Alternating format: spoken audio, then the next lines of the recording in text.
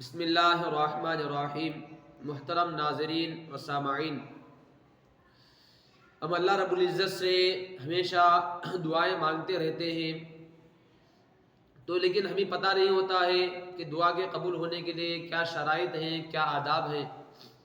تو علماء نے دعا کے قبول ہونے کے لیے چند شرائط بتلائے ہیں۔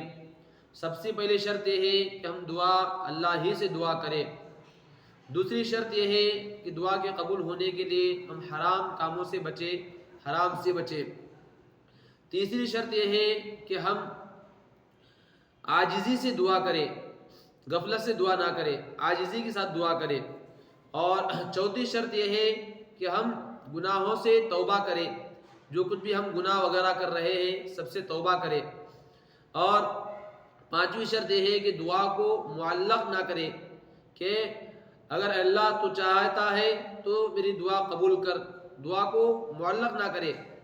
اور چھٹی شرط یہ ہے کہ غفلت سے دعا نہ کرے۔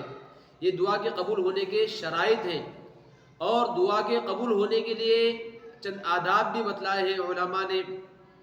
سب سے پہلا ادب یہ ہے کہ ہم طہارت اور پاکیزگی حاصل کر کے دعا کریں، یعنی مثلا اگر بے وضو ہیں تو وضو کر لیں، وضو کر کے ہم دعا کریں پاکیزگی کے ساتھ۔ جیسا کہ حدیث کے اندر آتا ہے کہ جب اللہ کے رسول صلی اللہ علیہ وسلم کو حضرت ابو عامر رضی اللہ تعالیٰ عنہ کی شہادت کی خبر ملی، تو اللہ کے رسول صلی اللہ علیہ وسلم نے سب سے پہلے وضو فرمایا، پھر اس کے بعد ان کے لیے دعا کی۔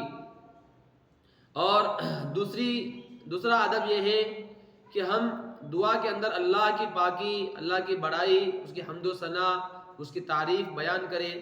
پھر اس کے بعد اللہ کے رسول صلی اللہ علیہ وسلم پر درود بھیجیں، درود پڑھ کر دعا کریں۔ جیسا کہ کئی احادیث میں ہم سنتے ہیں کہ جس دعا کے شروع میں اور آخر میں درود پاک شامل ہو، اللہ کی بڑائی شامل ہو، تو دعا ضرور قبول ہوتی ہے۔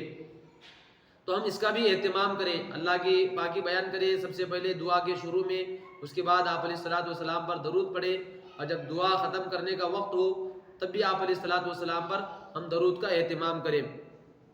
اور تیسری شرط یہ ہے کہ افضل حالت میں ہم دعا کریں۔ افضل حالت کا مطلب کیا؟ جیسے سجدے کی حالت اللہ کو بہت پسندیدہ حالت ہے، یہ سب سے افضل حالت ہے۔ سجدے کی حالت میں دعا زیادہ قبول ہوتی ہے، تو سجدے کی حالت میں ہم دعا کریں۔ اور افضل مکان پر بھی دعا قبول ہوتی ہے۔ دعا کے آداب میں سے یہ ہے کہ افضل مکان پر دعا کریں، جیسے مثال کے طور پر حرمین شرفین ہے، حرم پاک ہے، اور مسجد نبوی ہے، یہ افضل مکان ہے۔ اور اس کے علاوہ دنیا کی ساری مساجد ہیں، مساجد یہ اللہ کے گھر ہوتے ہیں اور افضل جگہ ہوتی ہے، ہم یہاں پر دعا کریں۔ اور ایک ادب اس کا یہ بھی بتلایا ہے، چوتھا ادب یہ ہے کہ افضل وقت ہم دعا کریں۔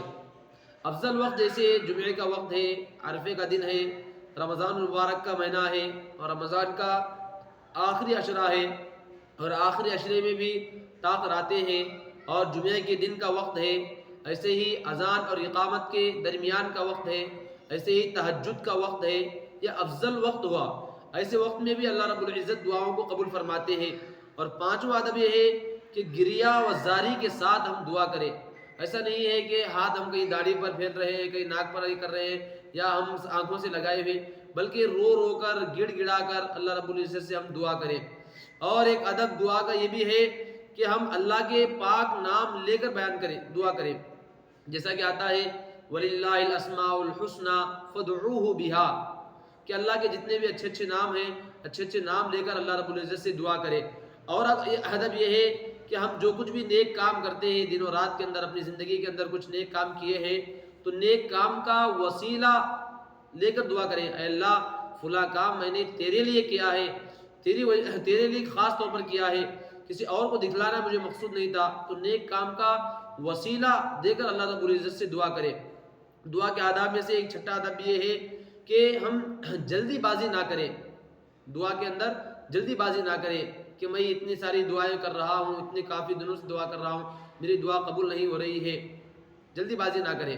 اور ایک ادب یہ ہے کہ ہم دعا کے الفاظ کو 3 مرتبہ دہرائیں، بار بار دہرائیں۔ اللہ رب العزت کو یہ بہت پسند ہے، اور اللہ کے رسول صلی اللہ علیہ وسلم بھی اپنی دعاؤں کے اندر ایک ایک لفظ کو 3 مرتبہ دہرایا کرتے تھے۔ اللہ تعالیٰ ہم کو ان تمام شرائط کے ساتھ، آداب کے ساتھ دعا کرنے کی توفیق عطا فرمائے، اور ہم نے جو کچھ بھی اپنے لیے اور پوری امت کے لیے دعائیں مانگی ہیں، اللہ ہماری دعاؤں کو امت کے حق میں قبول فرمائے، آمین۔